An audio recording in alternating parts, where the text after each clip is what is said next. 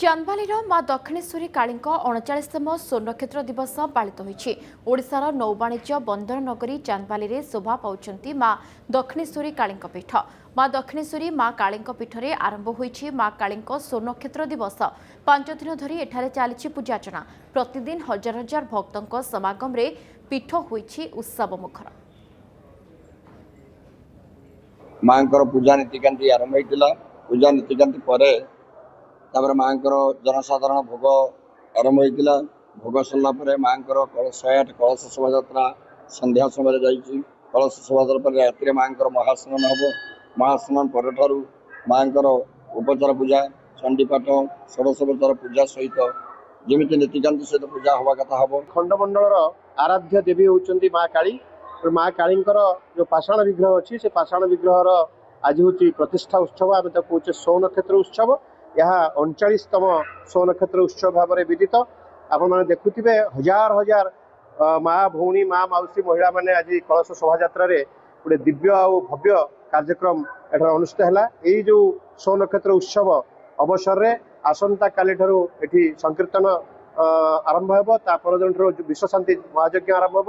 ପ୍ରତି ସମସ୍ତଙ୍କର ବହୁତ ବିଶ୍ୱାସ। ଆମେ ଆଜି କଥା ହେଇଛୁ ମାଙ୍କର ଆଜି 39ତମ ପ୍ରତିଷ୍ଠା ଦିବସ। ଆଉ ଏଇଟା ସ୍ୱର୍ଣ୍ଣକ୍ଷେତ୍ର ଉତ୍ସବ ମାଙ୍କର। ଆଉ ମାଙ୍କ ଉପରେ ଏଠି ସମସ୍ତଙ୍କର ବହୁତ ବିଶ୍ୱାସ। ଆଉ ଆମେ ବି ମାଙ୍କୁ ଡାକୁଛୁ କି ସମସ୍ତଙ୍କର କଲ୍ୟାଣ କରନ୍ତୁ ମା। ଆଜ୍ଞା, ବହୁତ ସାରା ସ୍ତ୍ରୀ ଲୋକମାନେ ଏଠି ଯାଇଥିଲେ। ମାଙ୍କ ଉପରେ ଏଠିକା ଲୋକଙ୍କର ଗଭୀର ବିଶ୍ୱାସ। ଆଉ ତ ଜଗତର ଜଗତ ଜନନୀ ମା ଶକ୍ତିମୟୀ, ତା ବିନା ଆମର କୌଣସି ପ୍ରକାର ମାନେ ମୁକ୍ତି ହିଁ ନାହିଁ। ସିଏ ଆମକୁ ସଂସାରକୁ ଆଣିଛନ୍ତି, ପୁଣି ସଂସାର ଗଲା ପରେ ବି ସେ ପଳେଇ ଆମକୁ ନେବେ। ତେଣୁକରି ତାଙ୍କୁ ଛାଡ଼ିଦେଲେ ତାଙ୍କ ବିନା ଆମର କିଛି ଅସ୍ତିତ୍ୱ ହିଁ ନାହିଁ। ମା ହେଉଛି ସର୍ବଶକ୍ତି। ଚାନ୍ଦବାଲିର ମା ଦକ୍ଷିଣେଶ୍ୱରୀ କାଳୀଙ୍କ 39ତମ ସ୍ୱର୍ଣ୍ଣକ୍ଷେତ୍ର ଦିବସ ପାଳିତ ହୋଇଛି। ଓଡ଼ିଶାର ନୌବାଣିଜ୍ୟ ବନ୍ଦର ନଗରୀ ଚାନ୍ଦବାଲିରେ ଶୋଭା ପାଉଛନ୍ତି ମା ଦକ୍ଷିଣେଶ୍ୱରୀ କାଳୀଙ୍କ ପୀଠ। ମା ଦକ୍ଷିଣେଶ୍ୱରୀ ମା କାଳୀଙ୍କ ପୀଠରେ ଆରମ୍ଭ ହୋଇଛି ମା କାଳୀଙ୍କ ସ୍ୱର୍ଣ୍ଣକ୍ଷେତ୍ର ଦିବସ। 5 ଦିନ ଧରି ଏଠାରେ ଚାଲିଛି ପୂଜାର୍ଚ୍ଚନା। ପ୍ରତିଦିନ ହଜାର ହଜାର ଭକ୍ତଙ୍କ ସମାଗମରେ ପୀଠ ହୋଇଛି ଉତ୍ସବ ମୁଖର। ମାଙ୍କର ପୂଜା ନୀତିକାନ୍ତି ଆରମ୍ଭ ହୋଇଥିଲା। ପୂଜା ନୀତିକାନ୍ତି ପରେ ତାପରେ ମାଙ୍କର ଜନସାଧାରଣ ଭୋଗ ଆରମ୍ଭ ହୋଇଥିଲା। ଭୋଗ ସରିଲା ପରେ ମାଙ୍କର 108 କଳସ ଶୋଭାଯାତ୍ରା ସନ୍ଧ୍ୟା ସମୟରେ ଯାଇଛି। କଳସ ଶୋଭାଯାତ୍ରା ପରେ ରାତିରେ ମାଙ୍କର ମହାସ୍ନାନ ହେବ। ମହାସ୍ନାନ ପରଠାରୁ ମାଙ୍କର ଉପଚାର ପୂଜା, ଚଣ୍ଡୀପାଠ, ଷୋଡ଼ଶୋପଚାର ପୂଜା ସହିତ ଯେମିତି ନୀତିକାନ୍ତି ସହିତ ପୂଜା ହେବା କଥା ହେବ। ଖଣ୍ଡମଣ୍ଡଳର ଆରାଧ୍ୟ ଦେବୀ ହେଉଛନ୍ତି ମା କାଳୀ।